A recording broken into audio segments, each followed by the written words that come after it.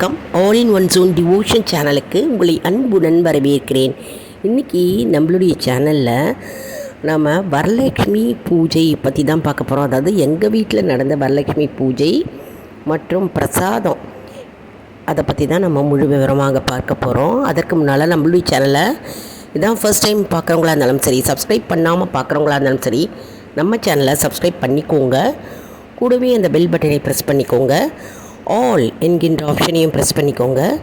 அப்போ தான் நான் போடுற வீடியோஸ்லாம் உங்களுக்கு உடனுக்குடன் நோட்டிஃபிகேஷனில் மிஸ் பண்ணாமல் தெரிய வரும். வாங்க இப்போ நம்ம வீடியோக்குள்ளே போகலாம்.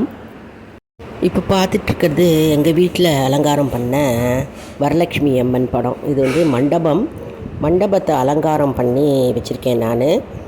அதாவது 2 பக்கமும் வாழைத்தோரணம், வாழை மரம், வாழைக்கன்று வாங்கி 2 பக்கமும் கட்டியிருக்கேன். அதுக்கப்புறம் மாவிலை தோரணம் போட்டிருக்கேன். போட்டுட்டு அம்பாளை வந்து இந்த மண்டபத்துக்குள்ளே அமர வச்சுருக்கேன். அதுக்கப்புறம் வந்து கீழே வந்து சைட்லேயே வந்து மனையில் வந்து கோலம் போட்டு அம்பாளை வந்து நிற்க வச்சுருக்கேன். அதுக்கப்புறம் ஆர்த்தி கோலம் போட்டிருக்கேன். எப்படி இருக்குது அலங்காரம்னு அப்புறம் கமெண்ட் செக்ஷனில் சொல்லுங்கள் நீங்கள். அப்புறம் தேங்காய்க்கு மஞ்சள் பூசி குங்குமம் வச்சு பூக்கள், என்ன பூக்கள் வேணால் போடலாங்க. சம்பங்கி போடலாம், ரோஜாப்பூ போடலாம், தாமரை போடலாம். எல்லா வகையான பூக்கள் வாங்கி அம்பாளுக்கு அர்ச்சனை பண்ணணும். இப்படி தான் நான் அலங்காரம் பண்ணியிருக்கேன். அதுக்கப்புறம் சரடு நம்ம கட்டிப்போம் இல்லையா, அம்பாளுக்கும் ஒரு சரடு கட்டணும், நம்மளும் சரடு கட்டிக்கணும். என்ன நெக்லஸ் வந்து நகைகள் கழுத்தில் என்ன வேணாலும் போடலாம். அம்பாளுக்கு நம்ம எப்படி அலங்காரம் பண்ணுறோமோ அந்த அளவுக்கு வந்து நம்ம வந்து ஆசையாக நம்ம பக்தி சிரத்தையோடு நம்ம வந்து அலங்காரம் பண்ணணும். அப்புறம் பழங்கள் வாங்கி வச்சுருக்கேன் பக்கத்தில். அப்புறம் தாம்பூலம், வெற்றிலைப்பாக்கு, ப்ளவுஸ் பீஸு அதெல்லாம் எடுத்து வச்சுருக்கேன். சுமங்கலி பெண்களுக்கு வந்தால் கொடுக்கறதுக்கு இதெல்லாம் அம்பாள் முன்னாடி வைக்கணும், நம்ம அட்சதை வைக்கணும். இப்போ பார்த்துட்ருக்கிறது புளியஞ்சாதம். நான் வந்து புளி சாதம் செஞ்சேன். கடுகு, உளுத்தம்பருப்பு, கடலப்பருப்பு, மிளகாய் வற்றல் தாளித்து, வேர்க்கல்லையும் தாளித்து, புளிக்காய்ச்சலை போட்டு சாதத்தை போட்டு அப்படியே கலர்ந்து உப்பு போட வேண்டியதுதான். அழகாக புளிக்காய்ச்சல் ரெடி. புளியஞ்சாதம் அம்பாளுக்கு ரொம்ப விசேஷம். நல்ல புளியஞ்சாதம் வந்து அம்மனுக்கு நெய்வேத்தியமாக பண்ணினேன். நல்லா உதிரியாக வந்தது. அதுக்கப்புறம் வடைங்க, உளுத்தம் வடை வந்து அன்றைக்கி செய்யணும்னு சொல்லுவாங்க வடை. அதனால் வடை செஞ்சேன். எல்லாம் முறுமுறும் கிறிஸ்பியாகவே வந்தது, ரொம்ப ஜோராக வந்தது. அதுக்கப்புறம் உருளைக்கிழங்கு பொரியல். உருளைக்கிழங்கு வந்து தோலை உரித்து வேக வச்சு மிளகாப்பொடி, மஞ்சப்பொடி, உப்பு, பெருங்காயம் போட்டு ஃப்ரை பண்ண உருளைக்கிழங்கு பொரியல் செஞ்சேன். அதுக்கப்புறம் தேங்காய் சாதம் பண்ணியிருக்கேன். கடுகு, உளுத்தம்பருப்பு, கடலப்பருப்பு, மிளகாய் வற்றல் போட்டு கருவேப்பிலை தாளிச்சிட்டு சாதம் போட்டுட்டு உப்பை போட்டு கலந்து வச்சா தேங்காய் சாதம் ரெடி. இன்ஸ்டன்ட் தேங்காய் சாதம் பொடி வந்து நான் ரெசிபி அப்லோடு பண்ணியிருக்கேன். நம்ம யூடியூப்பில் போய் பார்த்துக்கோங்க. டக்குன்னு ஈஸியாக செஞ்சிடலாம். Instant rice, coconut rice recipe அது அப்லோட் பண்ணியிருக்கேன், போய் பாருங்கள். தான் தேங்காய் சாதம் பிரசாதம் பண்ணியிருக்கேன். ரொம்ப ஈஸிங்க. இதெல்லாம் வந்து ஈஸியாக செய்யக்கூடிய ஒரு ஐட்டம் இது. நாள் கிழமையில் நம்ம வந்து அம்பாளுக்கு செஞ்சு நெய்வேத்தியம் பண்ணலாம். ரொம்ப ஈஸியாக இருக்கும். அதே மாதிரி நான் சக்கரை பொங்கல் செஞ்சேன். தயிர் சாதம் செஞ்சுருக்கேன். இதெல்லாம் வந்து டக்குன்னு ஈஸியாக செஞ்சுட்டு நம்ம நெய்வேத்தியமாக பண்ணலாம். இந்த தயிர் சாதம் கடுகு, கருவேப்பிலை, பெருங்காயம் தாளித்து கொட்டி தயிர் ஊற்றி நம்ம கலந்து உப்பு போட்டுற வேண்டியதான் தயிர் சாதம். இது சக்கரை பொங்கல் அருமையாக வந்ததுங்க, ரொம்ப நல்லா இருந்ததுங்க சக்கரை பொங்கல். அம்பாளுக்கு ஈஸியாக வந்து நம்ம செஞ்சு நம்ம நெய்வேத்தியம் பண்ணலாம்.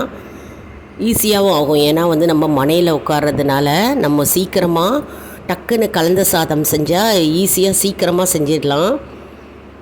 அதனால் நேரமும் வந்து குறைவாக தான் எடுத்துட்டது. அதனால் இந்த மெனு நான் இந்த வருஷம் இந்த மாதிரி பண்ணினேன். நீங்கள் என்ன மெனு ஃபாலோ பண்ணீங்க, என்ன பண்ணீங்க நெய்வேத்தியமாக, அது கமெண்ட் செக்ஷனில் தெரிவிங்க. எப்படி செஞ்சீங்க, என்னென்ன பிரசாதம் அம்பாளுக்கு படைச்சிங்க, அதெல்லாம் எங்களுக்கு ஷேர் பண்ணுங்கள் கமெண்ட் செக்ஷனில். நான் வந்து உளுத்த வடை பண்ணேன். நீங்கள் என்ன வடை செஞ்சீங்க, அம்பாளுக்கு. அதையும் வந்து எங்களுக்கு ஷேர் பண்ணுங்கள் கமெண்ட் செக்ஷனில். ரொம்ப அருமையாக இருந்ததுங்க. அதுக்கப்புறம் வாழை இலை வாங்கி வாழை இலையில் வந்து நாங்கள் சாப்பிட்டோம். வாழை இலையை சாப்பிட்டா ரொம்ப விசேஷங்க. எந்த நாள்கிழமையே நம்ம வந்து வாழை இலையில் சாப்பிட்ணுன்னு சொல்லுவாங்க. இது பாரம்பரியமான உணவு இல்லையா, அதனால் எப்பவுமே வந்து அதே மாதிரி பாரம்பரியமான பண்டிகை இல்லையா, அதனால் எந்த பண்டிகையாக இருந்தாலும் வாழை இலையில் போட்டு சாப்பிட்டா வந்து ரொம்ப நல்லதுங்க. இதுதான் எங்கள் வீட்டு நெய்வேத்தியம். அம்பாளுக்கு, வரலட்சுமி அம்மனுக்கு இதான் நெய்வேத்தியமானாக்க நாங்கள் படைச்சி நாங்கள் பிரசாதமாக சாப்பிட்டோம். இப்படியும் நீங்கள் செய்யலாங்க. அதாவது சாம்பார், ரசம், ஒரு காய் கூட்டு, அதுக்கப்புறம் ஒரு பொரியல், அப்புறம் அப்பளம், அதுக்கப்புறம் தயிர் பச்சடி, ஸ்வீட் பச்சடி அப்படியும் செய்யலாங்க. பாயசம் செய்யலாம், அப்புறம் வடை செய்யலாம். இந்த மாதிரியும் நீங்கள் வந்து செய்யலாம். ஒவ்வொரு வருஷமும் நம்ம அதே மாதிரி மெனு இல்லாமல் வேறு வேறு மெனுவை மாற்றிண்டு நம்ம அந்த மாதிரியும் செய்யலாம். மேலும் வந்து நம்ம எலுமிச்சம்பழம் சாதம் அம்பாளுக்கு ரொம்ப நல்லதுங்க. பிரசாதமாக செய்யலாம். எலுமிச்சம்பழம் சாதமும் செய்யலாம். நான் வந்து புளி சாதம், தேங்காய் சாதம், தயிர் சாதம், சர்க்கரை பொங்கல், அப்புறம் வடை, இதுதான் நான் செஞ்சேன். ஆனால் கூட வந்து எலுமிச்சம்பழம் சாதமும் செய்யலாம். விருப்பப்பட்டவங்க அப்படியும் செய்யலாம். அதே மாதிரி நான் சொன்ன மாதிரி சாம்பார், ரசம், காய், தயிர் சாதம், தயிர், அந்த மாதிரியும் அவியல், கூட்டு, பொரியல், அந்த மாதிரியும் செய்யலாம். அதாவது நம்ம என்ன பிரசாதம் ஆனாலும் செய்யலாங்க. அப்படியே செய்ய முடியல, பிரசாதம் நம்மளால் செய்ய முடியலன்னு வருத்தப்படாமல் நம்ம வந்து பால், ஒரு பழம் வச்சியும் நெய்வேத்தியம் பண்ணலாம். அப்படியும் நம்ம செய்யலாம். அதுவும் அம்பாள் ஏற்றுப்பாங்க. அதாவது எந்த செயல் செஞ்சாலும், எந்த மந்திரம் ஜபித்தாலும், எந்த ஸ்லோகம் சொன்னாலும் நம்ம முழு நம்பிக்கையுடனும் பக்தி ஸ்ரத்தையோடு நம்ம செஞ்சால் வந்து கண்டிப்பாக அதுக்கு பலன் ஏறலாங்க. பலன் ரெட்டிப்பாக கிடைக்கும். அதனால் நம்ம எந்த பண்டிகையாக இருந்தாலும் நம்ம வந்து முழு நம்பிக்கையோடு நம்ம செய்யணும். இப்போ பார்த்தோம்னா மாலை பொழுதில் வந்து நம்ம சுமங்கலி பெண்களை அழைத்து நம்ம வெத்தலை பாக்கு, பழம், பூவு, அதுக்கப்புறம் கண்ணாடி வளையல், கண்ணாடி சீப்பு, பொட்டு, மருதாணி, அதுக்கப்புறம் நம்ம வந்து நோம்பு சரடு, தேங்காய், இதெல்லாம் வந்து நம்ம சுமங்கலி பெண்களுக்கு தாம்பூலமாக கொடுக்கலாம். சில பேர் என்ன செய்வாங்க, புடவை கொடுப்பாங்க. புடவையும் வச்சு கொடுக்கலாம். ரவிக்கை துணியும், அதாவது ப்ளவுஸ் பீஸ் வச்சு கொடுக்கலாங்க. அதாவது வஸ்திர தானம் வந்து மிக மிக சிறந்த தானம் அப்படின்னு சொல்லுவாங்க. அந்த காலத்திலேருந்து பாரம்பரியமாக இந்த ரவிக்கை துணி, ப்ளவுஸ் பீஸ் வஸ்திரம் வச்சு கொடுக்குற பழக்கம் இருக்குங்க நம்மளில். ஆனால் இப்போலாம் வந்து கிஃப்ட்டு அப்படின்ற மாதிரி ஹேண்ட்பேக்ஸு, பர்ஸு, அதுக்கப்புறம் பிளேட்ஸு, பிளாஸ்டிக்கில் plates, ever silver plates, tiffin box, இல்லைனா கிஃப்ட் செட்டுன்னே விற்குது. அந்த கிஃப்ட் செட்டு அந்த மாதிரியும் கொடுக்குறாங்க. அப்படியும் கொடுக்கலாம், நம்மளுடைய இஷ்டம். ஆனால் வந்து இந்த வஸ்திரம், அதாவது ரவிக்கை துணியை வச்சு கொடுப்பது வந்து மிக மிக மிக சிறந்ததுங்க. பாரம்பரியமாக நம்ம தொன்று தொட்டு இதை வழக்கமாக கொடுத்து கொண்டே வருகிறோம் இல்லையா. அதனால் வஸ்திரம் வச்சு கொடுக்கறதுன்றது ரொம்ப ரொம்ப நல்லது. அதாவது நாள்கிழமைகளில் வரலட்சுமி நோன்பு, கார்த்திகை அன்னைக்கு, நம்ம வந்து நவராத்திரி அன்னைக்கு வந்து சுமங்கலி பெண்களுக்கு நம்ம வந்து வெற்றிலை பாக்கு, பழம், பூ, தேங்காய், வஸ்திரம், ரவிக்கை துணி, ப்ளவுஸ் பீஸ், அப்படிலாம் புடவை, முக்கியப்பட்டவர்களுக்கு புடவை, அந்த மாதிரி நம்ம வச்சு கொடுத்தோம்னா நம்ம குடும்பத்திற்கு ரொம்ப நல்லது. மற்றும் வந்து நம்ம குடும்பம் முன்னேற்ற நிலையில் அடையும். அது மட்டும் இல்லை, நம்முடைய குடும்பம் மேலோங்கி நிற்கும். ஏதாவது தோஷம் இருந்தாலும், வஸ்திர தோஷம் இருந்தாலும் அது நீங்கும் அப்படின்னு சொல்லப்பட்டிருக்கு.